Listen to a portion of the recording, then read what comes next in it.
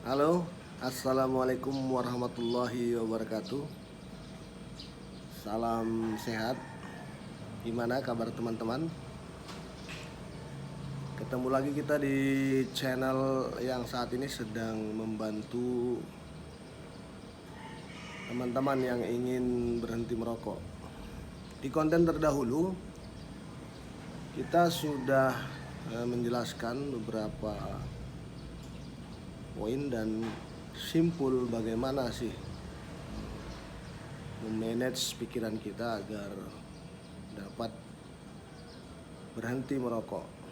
Tetapi yang terpenting adalah bagaimana kita menjaganya agar kesinambungan upaya berhenti merokok tersebut dapat kita pertahankan. Nah, untuk mendapatkan simpul-simpul silakan tonton video yang lalu. Kita akan membahas bagaimana strategi untuk mempertahankannya. Jadi sambil jalan saya jamin teman-teman yang punya keinginan untuk berhenti merokok terus ikuti channel ini, akan kita bimbing step by step agar pikiran dapat membantu kita mempertahankan kelangsungan menghilangkan kebiasaan merokok dalam kehidupan kita. Dan tentunya kita akan menjadi raja dalam diri kita. Jadi ada beberapa yang harus kita tanamkan di dalam pikiran kita, yaitu keburukan rokok ya. Agar ketika kita berkeinginan untuk kembali merokok, pikiran akan mencegah ya, akan mencegah kita, akan memberikan larangan agar kita tidak mengulangi lagi. Tetapi yang terpenting tadi adalah bagaimana niat kita. Jadi kalau kita belum memiliki niat untuk berhenti, maka kecintaan kita terhadap rokok itu akan memberikan warna pemikiran yang berpihak. Jadi ada saja alasan-alasan bagaimana dia akan mengulangi lagi merokok atau mengulangi lagi kebiasaan merokok. Banyak hal gitu. Jadi yang katanya kakek saya umurnya 120 tahun selama hidupnya merokok ya kan, yang tidak merokok pun bisa meninggal usia 30-40 tahun gitu ya, macam lah.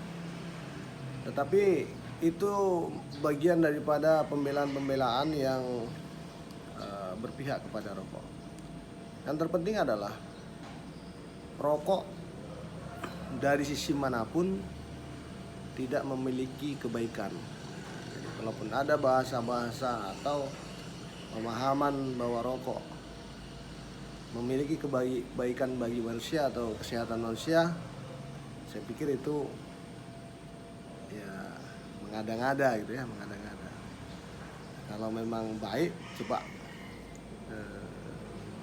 kepada yang bersangkutan kalau memiliki anak, belikan rokok satu bungkus atau satu pak ya, berikan kepada anak kita.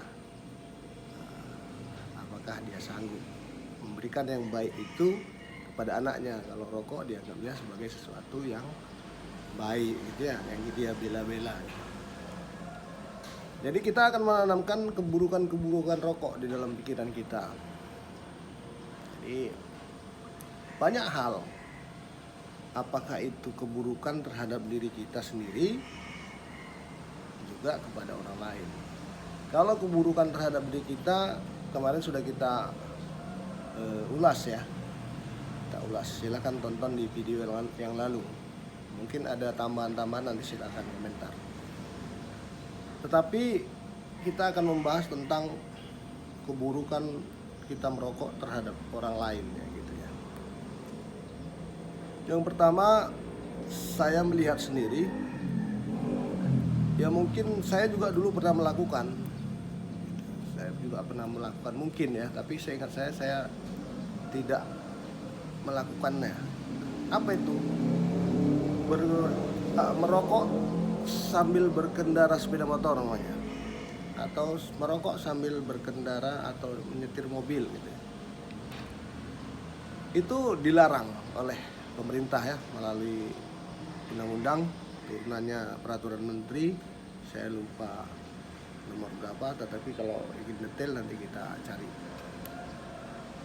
Tetapi intinya merokok sambil berkendara itu dilarang. Kenapa? Di dalam pemikiran pembuat undang-undang atau peraturan tadi, itu dapat merugikan keselamatan pengendara itu dan orang lain. Dalam artian konsentrasinya mungkin terganggu ya karena merokok. Tapi di sisi lain ada kerugian lain yang muncul kepada pengguna jalan yang lainnya atau penumpang mobil. Jadi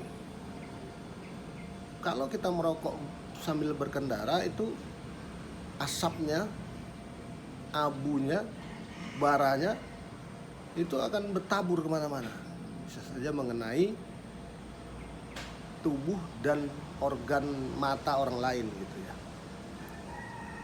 Nah,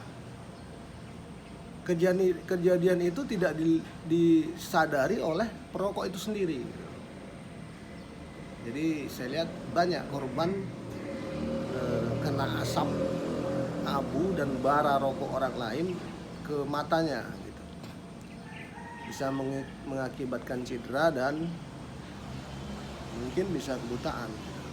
Nah, ini tanpa disadari oleh perokok itu sendiri. Kemudian kalau di dalam mobil juga penumpang mobil itu merasakan gangguan, apakah itu asap, apakah itu abunya, apakah itu baranya, percikan apinya, apalagi kalau rokok kretek itu tentunya mengganggu orang lain gitu. Nah, hal itu tanpa disadari oleh perokok. Nah, pada kesempatan ini saya mungkin juga pernah melakukan gangguan, tapi mungkin dari versi lain ya, apakah itu mengganggu ketika saya merokok, ada bayi, ada teman-teman yang tidak merokok. Saat ini saya baru merasakan bahwa ketika di sekeliling kita merokok, kita tidak merokok, asapnya itu begitu menyesak ke kita, karena kita sudah tidak terbiasa lagi dengan asap. Jadi tubuh kita bereaksi untuk mengeluarkan racun tadi, jadi kita terbatu-batu.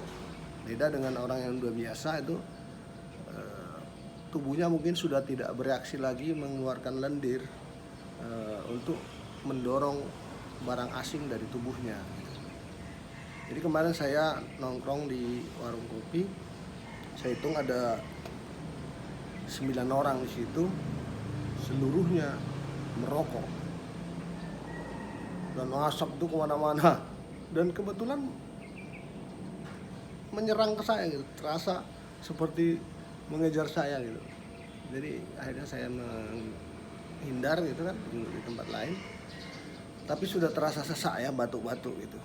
Kenapa? Karena kita sudah tidak terbiasa dan tubuh kita akan memberikan reaksi positif agar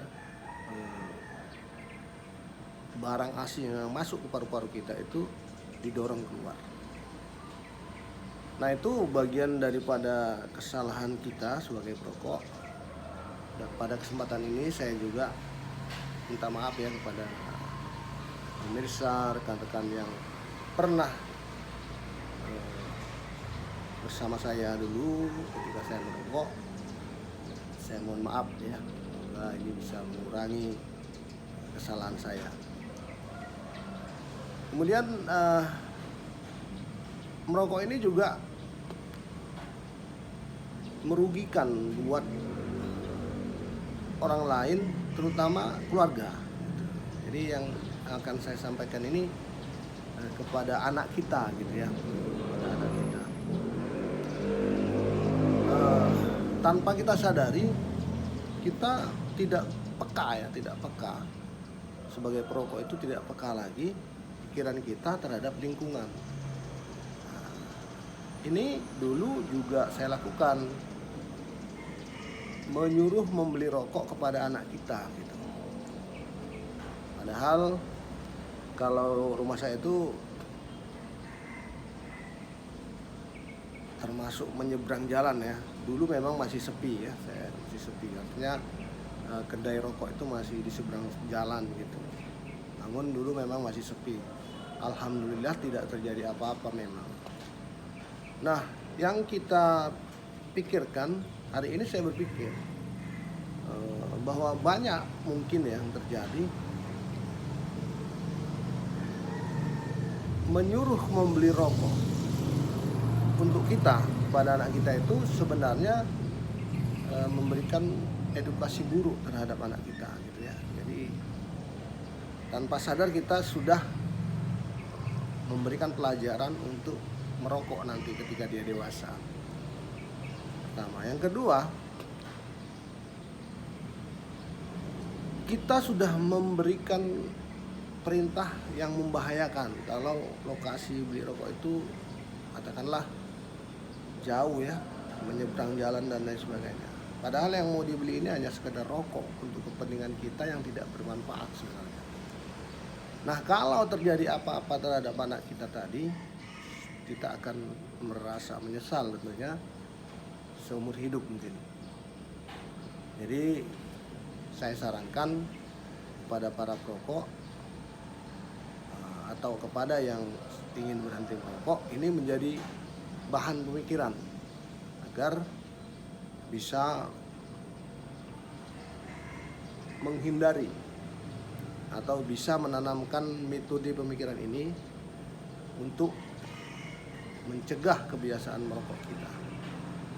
Jadi harapannya dengan kita mulai peka tadi, kita akan menyelamatkan banyak orang ya, terutama anak-anak yang kita doktrin atau kita berikan edukasi negatif untuk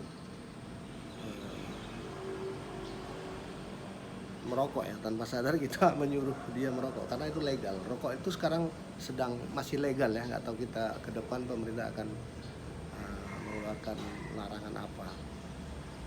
Tetapi sebenarnya kalau kita lihat bungkusnya, pemerintah sudah intens ya, hampir saja menyatakan rokok itu dilarang. Tapi masih berbenturan ya antar kepentingan ya, dimana kita juga merupakan daerah penghasil tembakau, ada tenaga kerja yang harus dipikirkan dan lain sebagainya. Itu menjadi pertimbangan kali ya buat pemerintah. Tetapi itu ada 2 poin ya, sesuatu yang merugikan orang lain ya. Kebiasaan merokok kita itu merugikan orang lain dan itu sangat tidak baik dan menunjukkan bahwa kita menjadi tidak peka terhadap lingkungan. Dan mungkin masih banyak lagi hal-hal atau kejadian-kejadian lain, silakan sampaikan di konten ini, akan kita bahas ke depan. Untuk hari ini kita padakan sampai di sini. Salam sehat. Assalamualaikum warahmatullahi wabarakatuh. Jangan lupa like, share, and comment. Kalau belum subscribe, bantu subscribe agar mendapatkan notifikasi untuk video-video berikutnya.